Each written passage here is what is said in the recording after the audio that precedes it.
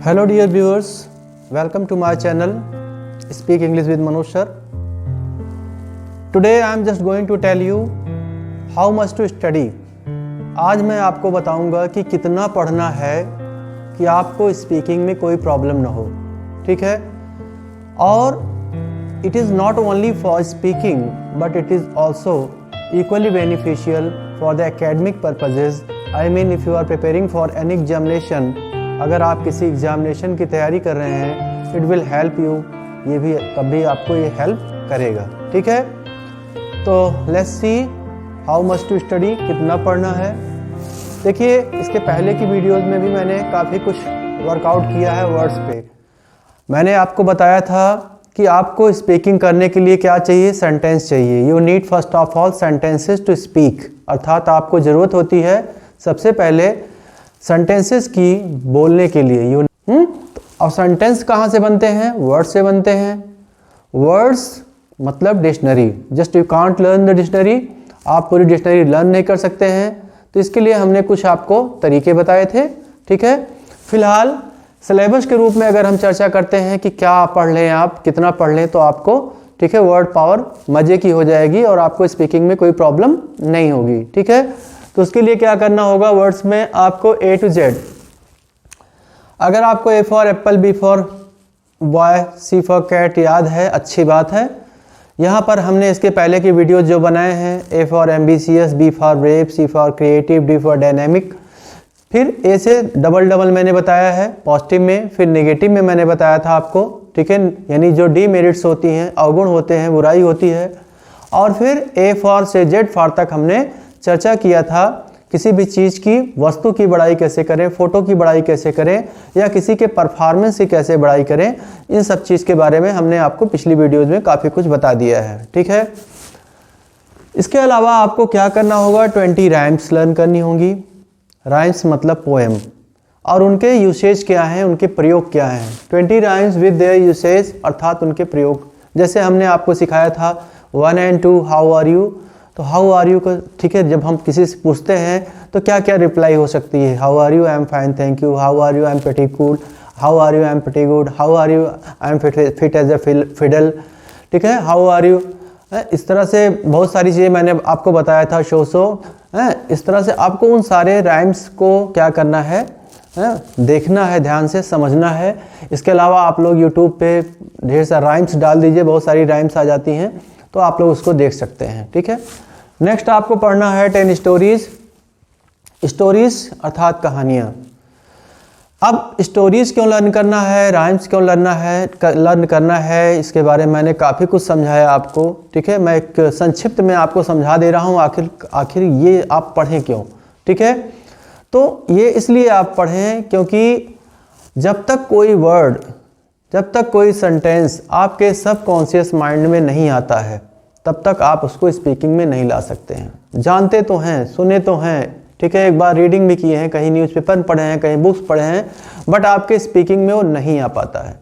Late me just tell you what is the concept of conscious mind and subconscious mind, ठीक है। Conscious mind यानी चेतन मस्तिष्क, subconscious मतलब होता है अवचेतन मस्तिष्क, ठीक है।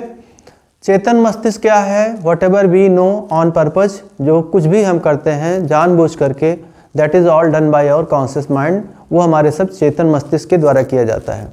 सबकॉन्शियस माइंड क्या होता है? सबकॉन्शियस माइंड ये होता है कि जो चीज़ें हम बिना दिमाग लगाए ही, बिना जाने बुझे ही अपने आप हो जाती हैं, जो चीज़ें, उनको हम लोग सबकॉन्शियस माइंड के द्वारा करते हैं। अब suppose let me give you an example.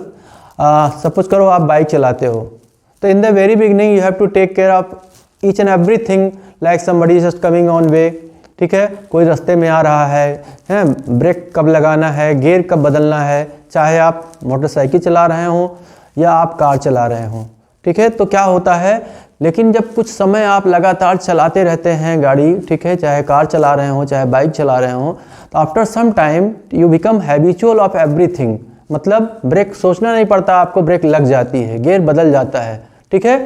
तो इसका मतलब क्या होता है कि जब वो बार बार आप उसको करते हैं तो आपके सबकॉन्शियस माइंड का हिस्सा बन जाता है, तो अपने आप होने लगता है।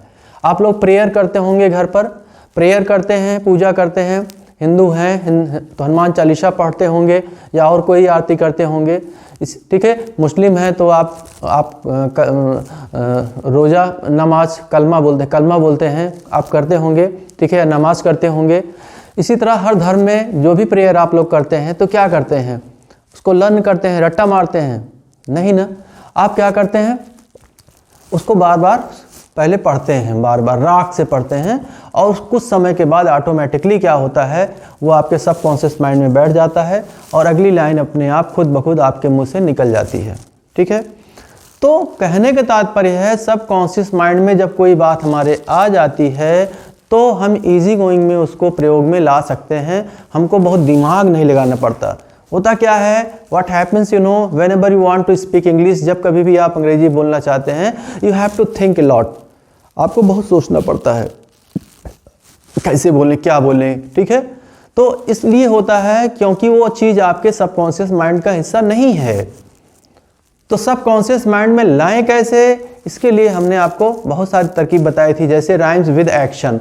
एक्शन के साथ जब आप कोई चीज़ राइम्स करते हैं तो सबकॉन्शियस माइंड में चला जाता है। जब भी हम कहते हैं two little hands go clap clap clap, तो क्या है, हम क्लैप भी बोल रहे हैं, साथ में क्लैप क्लैप क्लैप कर रहे हैं, ठीक है।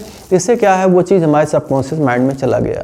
सॉन्ग्स, आखिरकार इंग्लिश सॉन्ग्स में क्या होता है, ट्यूनिंग होता है, राग होती है, राग, ठीक है, रोज रिदम होता है, वो बहुत ही समझ लीजिए देवी गुण होता है, डिवाइन पावर होता है, वो भी हमारे सबकॉन्शियस माइंड में डायरेक्ट बैठ जाता है। तो उसके द्वारा भी हम बहुत सारा वर्ड पावर डेवलप कर लेते हैं, सेंटेंस पैटर्न्स हमको लर्न हो जाती हैं। आप लोग देखते होंगे, सपोज करिए आप संस्कृत अगर बचपन में पढ़ रहे होंगे, आपको बहुत सारे श्लोक याद होंगे, कर्मण्येवाधिकारस्ते मा फलेषु कदाचन मा कर्मफल हेतुर्भूमते संगोस्य कर्मणि यदा यदा हि धर्मस्य ग्लानिर्भवति भारत अभ्युत्थानम धर्मस्तदात्मानं सृजाम्यहं परित्राणाय साधूनां, ठीक है, ढेर सारा डॉट डॉट डॉट। आपको बहुत सारा याद होगा लेकिन मीनिंग नहीं आती है आपको। इसका मतलब क्या हुआ, इसका मतलब ये हुआ कि आपको राग से कोई भी चीज़ याद हो जाती है, चाहे उसकी मीनिंग आपको आए या चाहे ना आए। लेकिन आज की डेट में क्या है, अब थोड़ा सा आप अगर पढ़ने लगेंगे संस्कृत तो क्या है, आप कर्मण्येवाधिकारस्ते, कर्म करना ही आपका अधिकार है। आप थोड़ा सा आप उसके व्याकरण को पढ़ेंगे, समझेंगे तो दिमाग में बैठ जाएगा। स्टोरीज हैं, आपको बहुत सारी स्टोरीज आसानी से याद हो जाती हैं। क्योंकि उनमें एक सीक्वेंस होता है, क्रम होता है। आप लालची कुत्ता की कहानी पढ़ रहे हैं, लालची कुत्ता क्या होता है, एक कुत्ता होता है, कुत्ता क्या होता है, लालची होता है, उसको भूख लगी होती है, वो जाके ब्रेड चुराता है, ब्रेड चुरा करके वो जाता रहता है, तब तालाब आता है। तो क्या है, सिंपली आप उसको एक सीक्वेंस है, क्रम है, दिमाग में बैठता चला। There is a dog, he is very hungry, he goes somewhere and steals some piece of bread. इसके बाद आप क्रमवार धीरे धीरे करके दिमाग में बैठता चला जाता है, याद हो जाता है, ठीक है।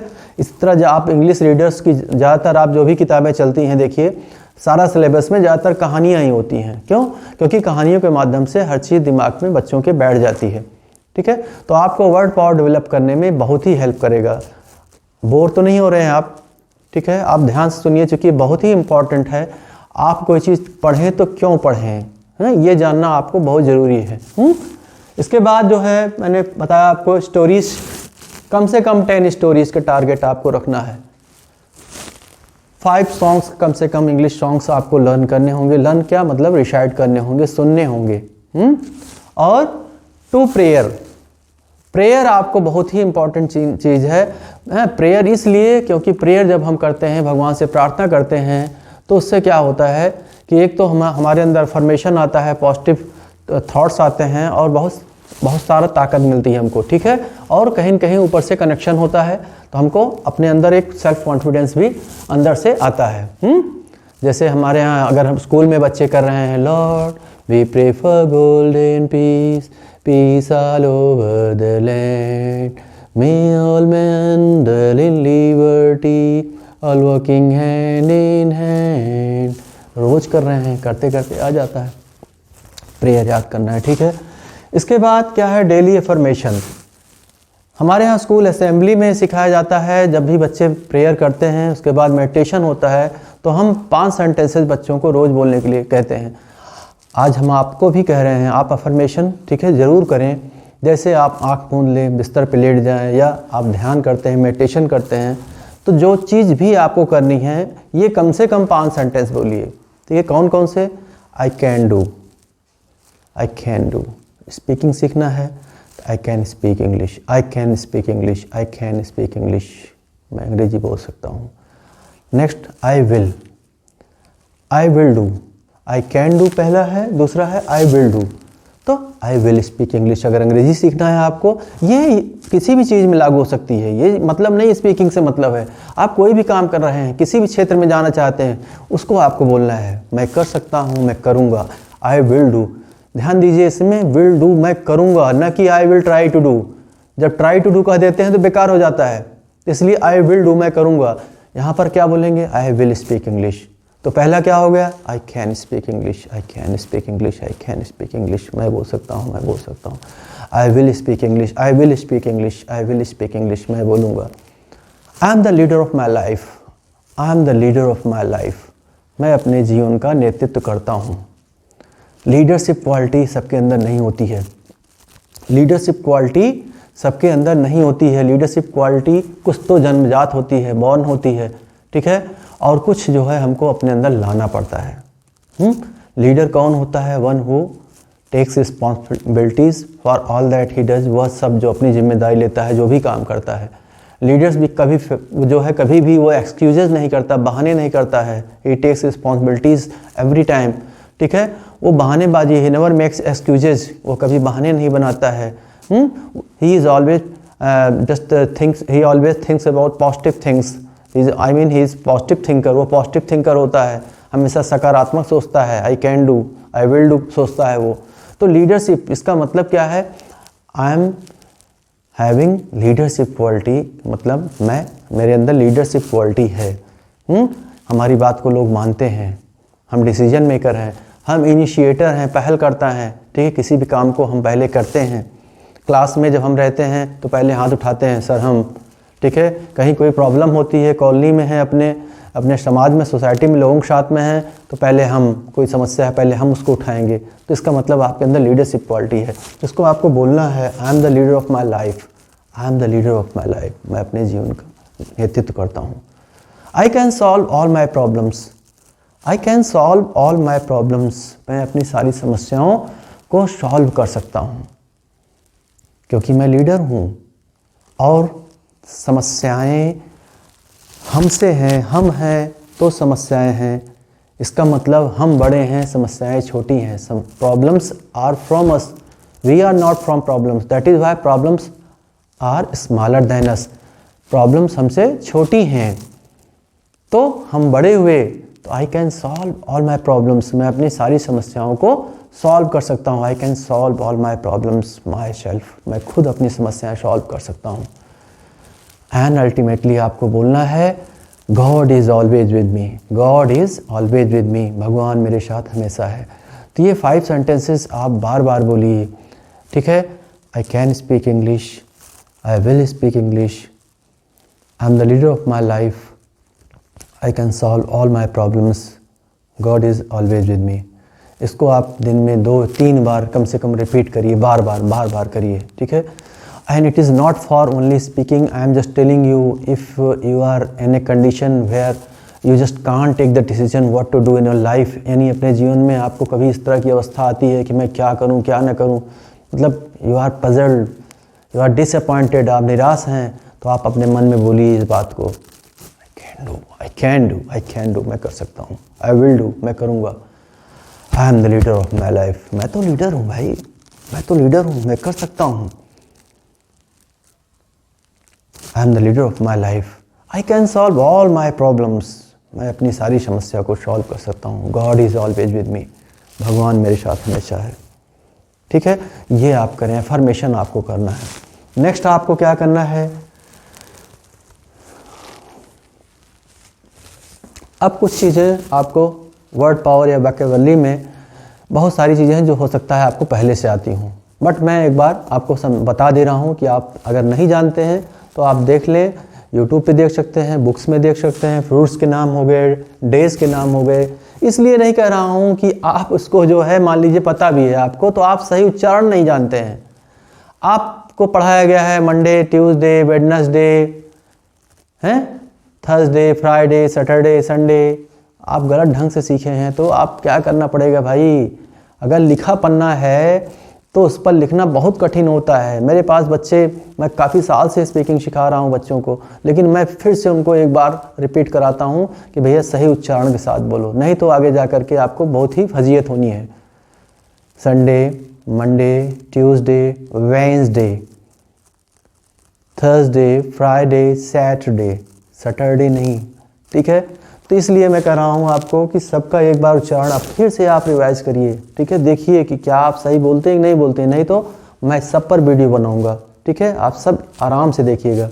मंथ्स के नेम हो गए, वेजिटेबल्स के नेम हो गए, सब्जियों के नाम, हाउस होल्ड थिंग्स घरेलू सामानों के नाम आपको याद करने हैं, जैसे कर्टेन मीन्स पर्दा होता है, डोरमैट है, बहुत सारी चीज़ें आप पहले से जानते हैं, ठीक है। आप बेड की बात कर लें, बेड है आपका, ठीक है, बेडशीट है, चद्दर है, पिलो है, तकिया है, ठीक है। उसके साथ साथ बहुत छोटी छोटी चीज़ें भी आपको याद करना होगा कि बेडशीट को, चद्दर को ऐसे कर दो, टक इन द बेडशीट बोलते हैं, ये चीज़ टक इन होती है, ये चीज़ टकअप होती है, ठीक है।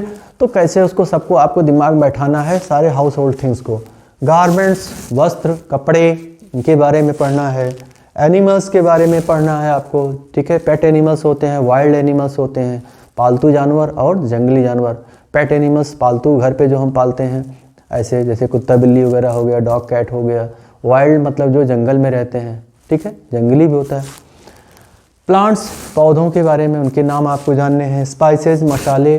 किचन वेयर, किचन में जो भी सामान होते हैं, यूटेंसिल्स होते हैं, बर्तन होते हैं, इन सब के बारे में आपको जानकारी होगा। मैं इसके ऊपर भी वीडियो बनाऊंगा, खाना बना के भी दिखा दूंगा, क्या क्या इंग्लिश यूज करते हैं उसको बता दूंगा। फ्लावर्स के नेम, फ्लावर्स मतलब फूल, उनके नाम हो गए। कलर्स, बेसिक जो भी होते हैं। इसके बाद मेन एक्शन वर्ड्स हैं। एक्शन वर्ड्स मतलब वर्ब्स, क्रिया। कम, आओ, गो, जाओ, सिट, बैठो, ठीक है। इसको हम लोग इम्परेटिव में आपको पढ़ाते पढ़ाते ढेर सारा, जब हम एक्शन वर्ड पढ़ाएंगे उसी समय हम आपको इम्परेटिव सेंटेंस भी पढ़ा देंगे। सेंटेंस अभी हम अलग से बताएंगे आपको, ठीक है, क्या पढ़ना है, कैसे पढ़ना है, कितने प्रकार के होते हैं। बट एक्शन वर्ड जब आप पढ़ ही रहे हैं तो उसमें कुछ नहीं करना है आपको, ठीक है। पॉजिटिव निगेटिव दोनों आप बोल दीजिए, कम, आओ, डोंट कम, मत आओ, ठीक है। और यूज ऑफ लेट आपको सीखना है, उसमें बहुत ज़्यादा टेंशन नहीं है। इसके अलावा पार्ट्स ऑफ स्पीच, अब ये भी आपका वर्ड पावर में ही आएगा, सारे नाउन्स, ठीक है। प्रोनाउन, प्रोनाउन में जब आप सीखेंगे तो आपको केसेस भी सीखने होंगे, ठीक है। नॉमिनेटिव केस क्या होता है, जैसे आई क्या है, नॉमिनेटिव केस है, ठीक है। Possessive case, my, my pen.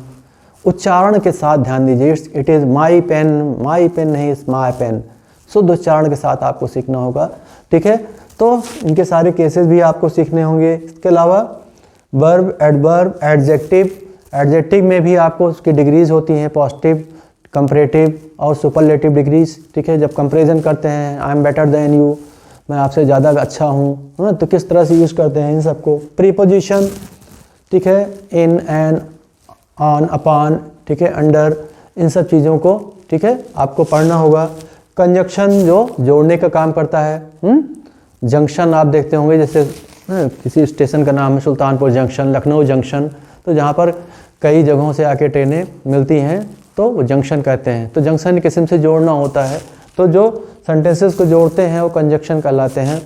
Interjection, विस्मयादिबोधक, ठीक है, जहाँ पर आप विस्मय का प्रयोग करें, चाहे दुख हो, चाहे बहुत खुश हो जाएं, ठीक है, ऐसी अवस्थाओं में जो यूज होता है वो इंटरजेक्शन के अंतर्गत आता है। इसके अलावा आपको सिंगुलर, प्लूरल भी, ये भी सब वर्ड पावर में ही आपके आना है। बॉय, बॉयज़ किस तरह से बनता है। जेंडर है, मैस्कुलिन, फेमिनिन, न्यूट्रल जेंडर, ठीक है, इसके बारे में ये सारा आपको वर्ड्स में आ जाएगा, इसको आपको सबको पढ़ना है। नाउ अब इसके बाद वर्ड्स से आते हैं हम लोग सेंटेंस में। यहाँ पर मैं कहना चाहूँगा, देखिए इतना अगर आपको आता है, काफ़ी कुछ आपको सेंटेंस पैटर्न ऑटोमेटिकली अपने आप ही आ जाएगा।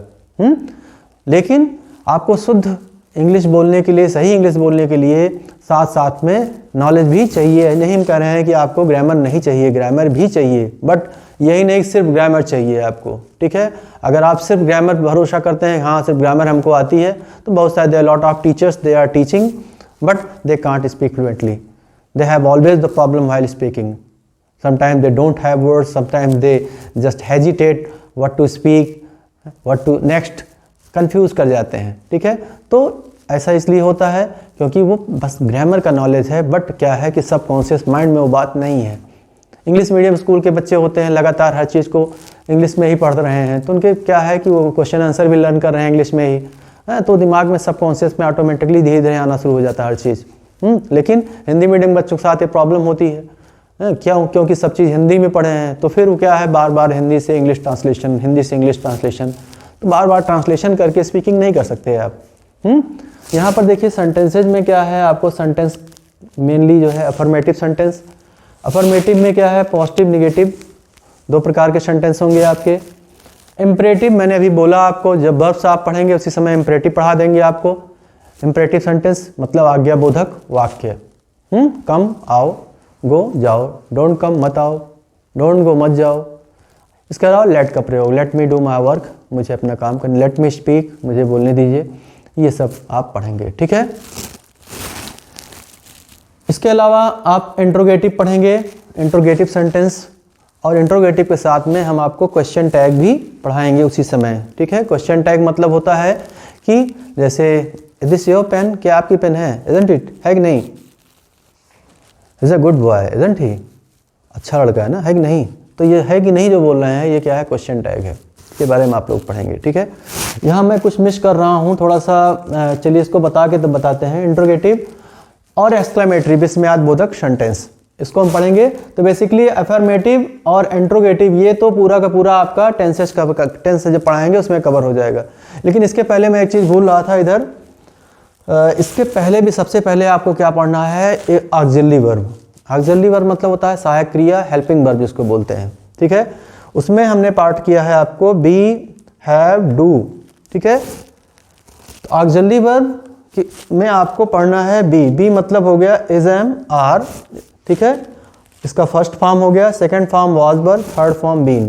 कैसे प्रयोग करते हैं, हैव हो गया, हैव मतलब first form has, have, second form had, third form had.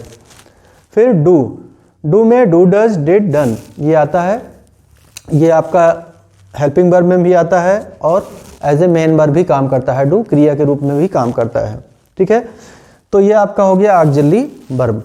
इसके अलावा एक चीज़ और मिस हो रही है, model auxiliary verb, may, might, can, तो यहाँ पर मैंने नहीं लिखा, मैं भूल गया, मॉडल ऑक्सिलरी वर्ब, ठीक है।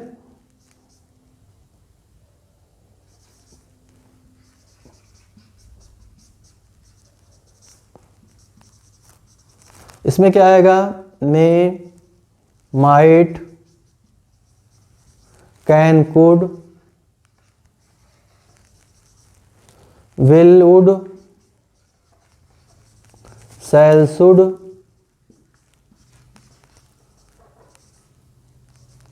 Must, ought to, need, dare. इसमें सेमी मॉडल ऑक्सिलरी होता है कुछ, जैसे need, dare semi modal auxiliary होता है, इनके बारे में आप पढ़ना होता है। जैसे परमिशन लेते हैं, मैं कम इन सर, तो ये क्या है आपका मॉडल ऑक्सिलरी है, तो उसमें क्या डिफरेंसेज होते हैं इसके बारे में हम लोग पढ़ेंगे। फिर से आइए, सेंटेंस की बात कर रहे थे, अफर्मेटिव, इम्परेटिव, इंट्रोगेटिव, एक्सक्लेमेटरी, जिसमें हमने बताया आपको अफर्मेटिव और इंट्रोगेटिव ये आपको टेंसेज में क्लियर हो जाएगा। बाकी इम्परेटिव को सेपरेट पढ़ाना होगा, एक्सक्लेमेटरी को सेपरेट पढ़ना होगा आपको। सब्जेक्ट वर्ब एग्रीमेंट, सब्जेक्ट के साथ, किस सब्जेक्ट के साथ कैसे वर्ब एग्रीमेंट करता है, कैसे सहमति उसकी बनती है, इसके बारे में अध्ययन करेंगे। इसमें बेसिकली हम सेंटेंस के स्ट्रक्चर के बारे में अध्ययन करेंगे कि किस तरह से सब्जेक्ट आता है, सब्जेक्ट के बाद वर्ब आता है, वर्ब के बाद ऑब्जेक्ट आता है, ऑब्जेक्ट में क्या होता है, डायरेक्ट ऑब्जेक्ट होता है, इनडायरेक्ट ऑब्जेक्ट होता है, पहले इनडायरेक्ट ऑब्जेक्ट आता है, फिर डायरेक्ट ऑब्जेक्ट आता है, अगर उसको उल्टा पुल्टा करें तो क्या होता है, कैसे होता है, इन सब चीज़ के बारे में हम लोग चर्चा करेंगे। सेंटेंस, इसके बाद जो है स्ट्रक्चर के आधार पे, ठीक है, kinds of sentences on the basis of structure, संरचना के आधार पे सेंटेंस कितने प्रकार के होते हैं, सिंपल, कंपाउंड और कॉम्प्लेक्स, ठीक है। एक एग्जांपल दे रहा हूँ, सिंपल तो आप समझते ही हैं, ठीक है। कॉम्प्लेक्स जैसे होता है कि अगर तुम आओगे तो मैं तुम्हें मिलूंगा, if you come I will meet you, तो किस तरह से सेंटेंस कॉम्प्लेक्स बनते हैं, तो उसके बारे में हम लोग अध्ययन करेंगे। टेंस, टेंस टेंस टेंस हमेशा करते रहते हैं, ठीक है। आ गया टेंस, टेंस के बारे में अध्ययन करना है, लेकिन टेंस अध्ययन करना है उसमें एक्टिव और पैसिव दोनों के साथ करना है। Just like I do my work, मैं अपना काम करता हूँ, मैं खुद काम कर रहा हूँ तो एक्टिव हो गया, सब्जेक्ट अगर काम कर रहा है तो एक्टिव हो गया, सब्जेक्ट अगर काम नहीं कर रहा है तो पैसिव हो गया। वैसे हिंदी में बोलते हैं एक्टिव वॉइस को कर्तवाच, पैसिव वॉइस को कर्मवाच, बट अगर आप शाब्दिक अर्थ जानना चाहें तो एक्टिव मतलब होता है सक्रिय और पैसिव मतलब होता है निष्क्रिय। तो सब्जेक्ट अगर आपका एक्टिव है, सक्रिय है, सब्जेक्ट काम कर रहा है तो एक्टिव वॉइस, सब्जेक्ट काम नहीं कर रहा है तो पैसिव वॉइस हो गया। ठीक है, जैसे आम खाया जाता है, mango is eaten. English is taught, अंग्रेजी पढ़ाई जाती है। तो इंग्लिश इज टॉट, अंग्रेजी पढ़ाई जाती है, अंग्रेजी खुद नहीं पढ़ाती है। मतलब आई टीच इंग्लिश, मैं अंग्रेजी पढ़ाता हूँ तो मैं खुद काम कर रहा हूँ, तो एक्टिव वॉइस हो गया। ठीक है, इसके बारे में आपको टेंस चार्ट में दोनों पढ़ना होगा आपको, एक्टिव और पैसिव। काजेटिव वर्ब्स पढ़ेंगे आप। काजेटिव वर्ब्स क्या होता है, मैं अपना बाल कटवाऊंगा, अपना बाल कटवा लो। ठीक है, तो ये कैसे हो गया, कटाना काटना तो होगा, कट योर हेयर बोल दो, ट्रिम योर हेयर नहीं, गेट योर हेयर ट्रिम्ड कैसे बना वो, मैं बिल्डिंग बनवाऊंगा, मैं तुम्हें पिटवा दूंगा, मुझे मत हंसाओ। तो मेक की सहायता से, गेट की सहायता से कैसे यूज किया जाता है काजेटिव वर्ब्स के बारे में हम अध्ययन करेंगे। फिर क्या है, काजेटिव वर्ब्स के बाद है आपका वर्ब्स में मेन आपको ट्रांसिटिव इंट्रांसिटिव वर्ब्स के बारे में थोड़ा बहुत बताया जाएगा। और फिर एम्फेसाइजिंग वर्ड्स। एम्फेसाइजिंग वर्ड्स क्या होते हैं, मैंने ही ये काम किया है। ठीक है, तुमने ये, तुम जाते तो हो, तो वर्ब पे कभी कभी सब्जेक्ट पे जोड़ देते हैं, कभी ऑब्जेक्ट पे जोड़ देते हैं, तो वहाँ पर हम लोग किस तरह से एम्फेसाइज करते हैं। ठीक है, तो that's all the syllabus, what to study, how much to study, क्या आपको अध्ययन करना है। ठीक है, हमारे ख्याल से वीडियो बहुत बड़ी लंबी हो रही है। अब हम इसके बाद एक सीरीज इसकी अलग से चला रहे हैं। ठीक है, रेगुलर वे में हम आपको इसको पढ़ाएंगे। थोड़ा सा हो सकता है हमारी एडिटिंग क्वालिटी बहुत ही अच्छी ना हो। ठीक है, कुछ नहीं दिख रहा है, मैं बोल भी रहा हूँ, वैसे कोशिश करूँगा मैं एडिट कर दूँगा अगर नहीं दिख रहा है आपको। ठीक है, आप स्क्रीनशॉट भी ले सकते हैं इसका। ठीक है, देख करके स्क्रीनशॉट ले लीजिए पूरा, जहाँ नहीं समझ में आता है उसको मैं देख लूँगा, खुद वीडियो पे एडिटिंग कर दूँगा। और आपको अच्छा लगता है अगर हमारा पढ़ाना, तो आप हमारे चैनल को सब्सक्राइब कर दीजिए, लाइक कर दीजिए। और आपका कोई सुझाव है अगर, तो कमेंट बॉक्स में अवश्य लिखें। ठीक है, इसके अलावा मैं जल्द ही एक अपना ऑनलाइन क्लासेस शुरू करूँगा।